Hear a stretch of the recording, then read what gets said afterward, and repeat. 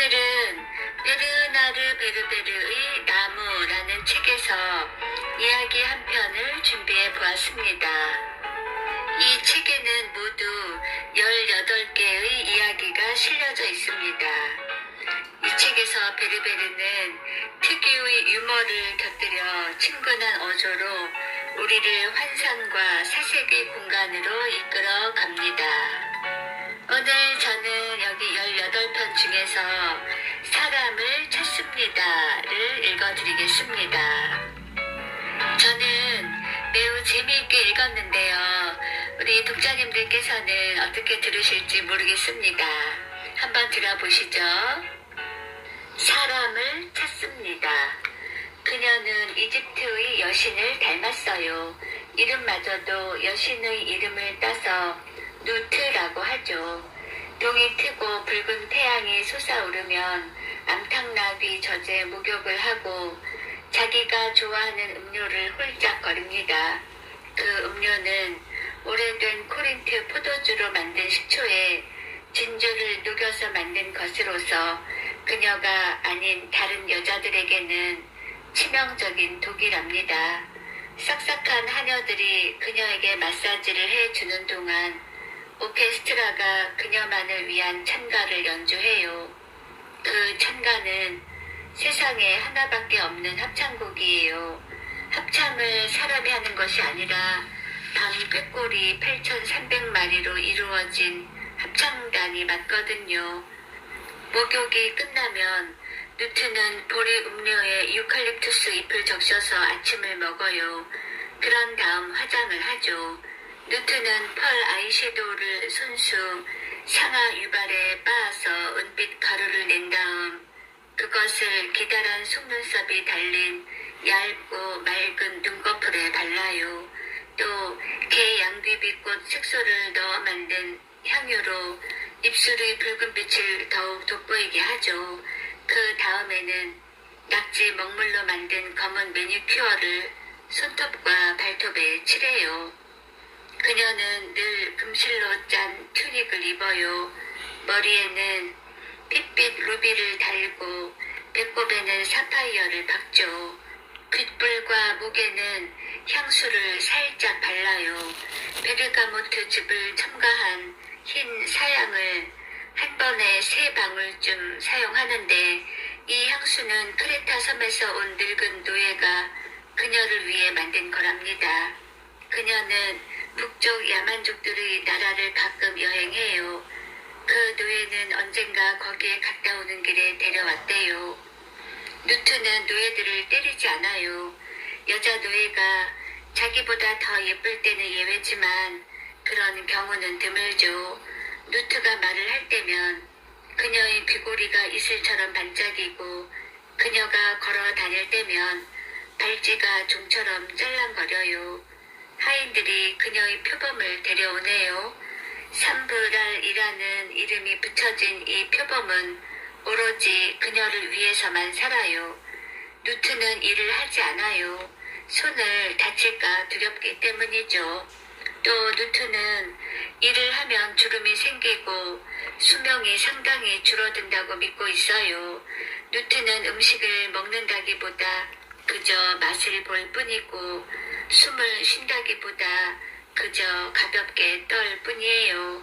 누트는 한 사람의 여자일 뿐만 아니라 태양이나 샛별과도 맞먹는 하나의 별이기도 하죠.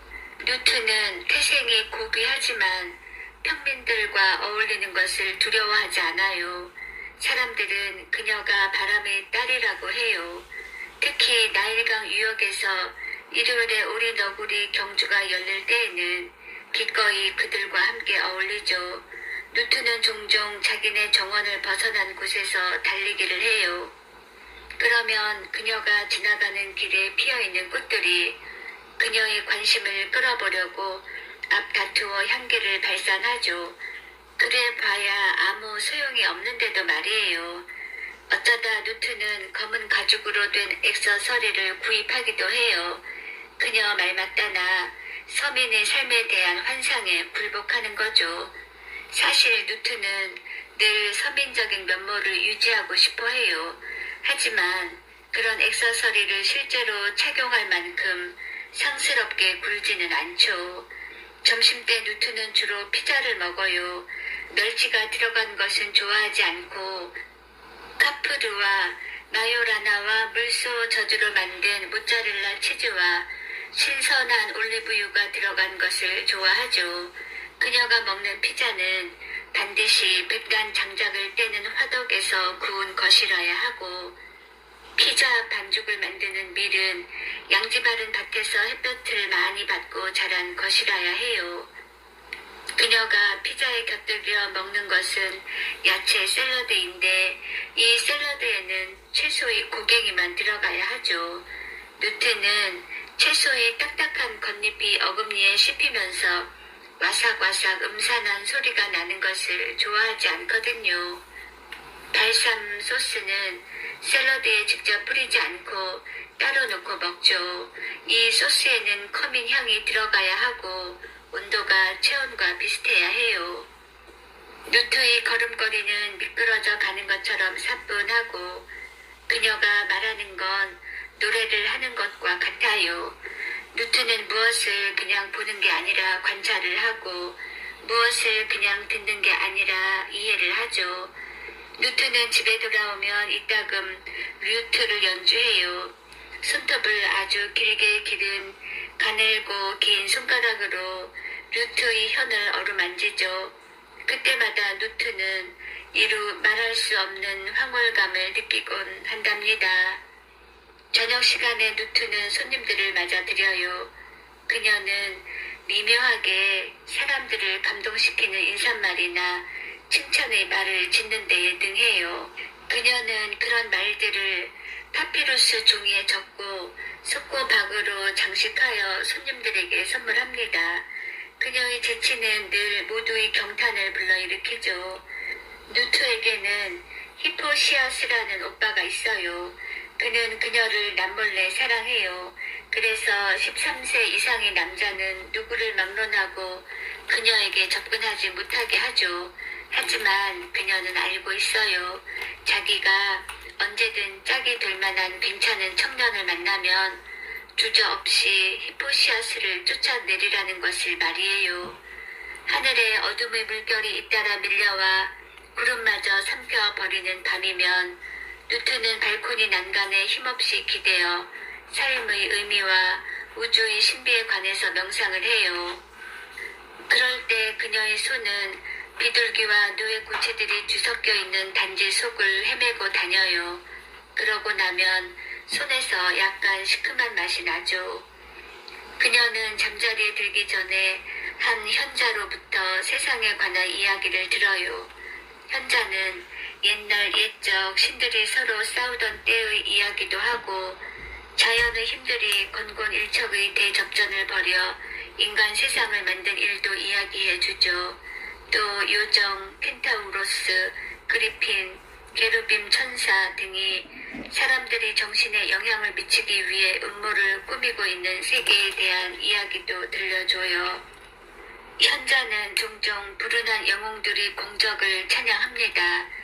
자기들의 꿈을 실현하기 위해 싸운 영웅들을 입에 침이 마르도록 칭찬해요. 누트는 그런 얘기를 듣고 나면 늘 깊은 생각에 잠기죠.